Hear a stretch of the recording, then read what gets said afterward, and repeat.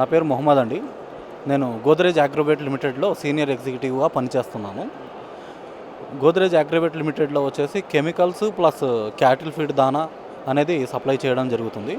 ఈ ఫీడ్ కేటగిరీలో వచ్చేసి ఒక క్యాటిల్సే కాదండి, cattle feed, poultry feed, aqua feed, ఆ తర్వాత వచ్చేసి హార్స్ ఫీడ్ కూడా సప్లై చేయడం జరుగుతుందండి. ఇది ఓవరాల్గా వచ్చేసి మన కంట్రీ లెవెల్లో క్యాటిల్ ఫీడ్లో టాప్ 1 పొజిషన్లో ఉంది. కాకపోతే దీని మేజర్ మార్కెట్ వచ్చేసి కర్ణాటక, మహారాష్ట్ర, ఆ తర్వాత ఒరిస్సా, ఛత్తీస్గఢ్, మహారాష్ట్ర, గుజరాత్లో ఎక్కువగా ఉంది. కాకపోతే ఇప్పుడు తెలంగాణలో మార్కెటింగ్ కొంచెం తక్కువగా జరగడం వల్ల nowadays we are spreading in Telangana market also. అయితే ఈ మన పర్టికులర్గా ఇప్పుడు నేను క్యాటిల్ ఫీడ్ గురించి చెప్పాలనుకుంటున్నా. ఈ క్యాటిల్ ఫీడ్లో వచ్చేసి మన దగ్గర క్లాసిక్ సూపర్ అనేసి 12% ప్రోటీన్ ఉన్న దానం నుంచి బొవినో అనేసి 22% ప్రోటీన్ ఉన్న దానం వరకు 10 రకాల డిఫరెంట్ ప్రోటీన్ గల దానా ఉందండి మన దగ్గర. ఒకటి క్లాసిక్ మ్యాష్, క్లాసిక్ సూపరు, ఆ తర్వాత వచ్చేసి ఎక్కువ పాలు ఇచ్చే ఎక్కువ పాలు ఇచ్చే యానిమల్స్ ఏవైతే ఉన్నాయో వాటి కోసం అనేసి హెచ్పిఎంఆర్ గోల్డ్, న్యూట్రీ రిచ్, ఆ తర్వాత బైప్రో, ఆ తర్వాత వచ్చేసి బొవినో, ఇలాంటివి ఉన్నాయండి.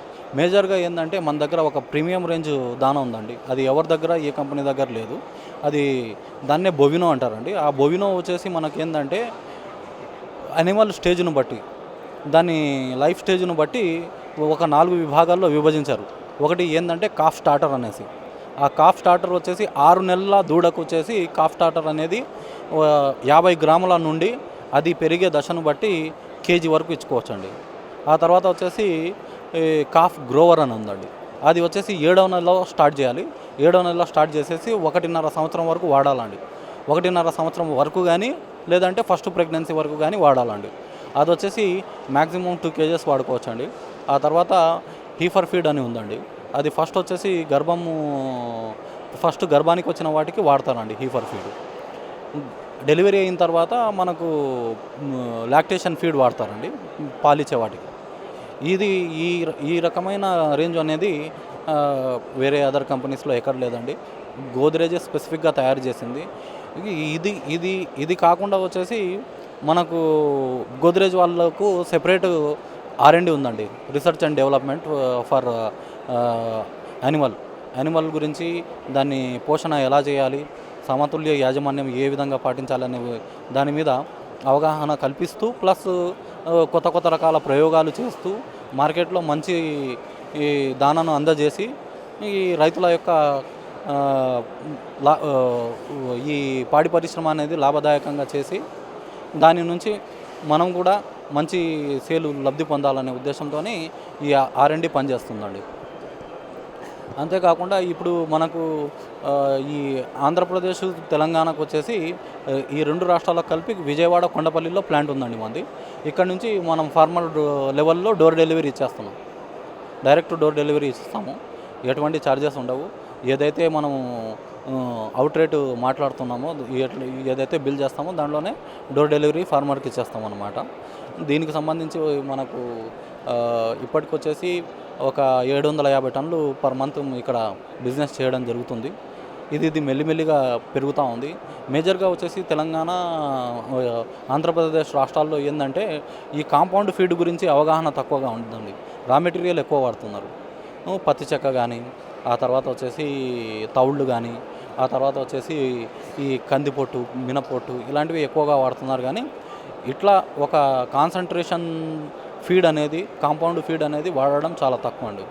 అందుకని ఈ ఈ స్టాలు ద్వారా, ఈ ఎగ్జిబిషన్ ద్వారా మేము ఒక 700 మంది రైతుల్లో కాంపౌండ్ ఫీడ్ గురించి అవగాహన కల్పించామండి. 700 మంది రైతులు మన దగ్గరకు వచ్చారు. గోద్రేజ్కు ఫస్ట్ టైము గోద్రేజ్ కూడా క్యాటిల్ ఫీడ్లో ఉందా అని తెలుసుకున్నారండి. చాలామంది రైతులకు దీని ద్వారా మంచి అవగాహన వచ్చిందండి. మేము రైతులకు వచ్చేసి దూడల యాజమాన్యం గురించి బుక్కులు కూడా పంచడం జరిగింది. మా ప్రోడక్ట్ ప్యాంప్లెట్స్తో పాటుగా దూడల యాజమాన్యం గురించి బుక్ కూడా పంచడం జరిగింది. ఈ ఈ మన ఎగ్జిబిషన్ అనేది రైతులకు చాలా మటుకు ఉపయోగపడిందండి.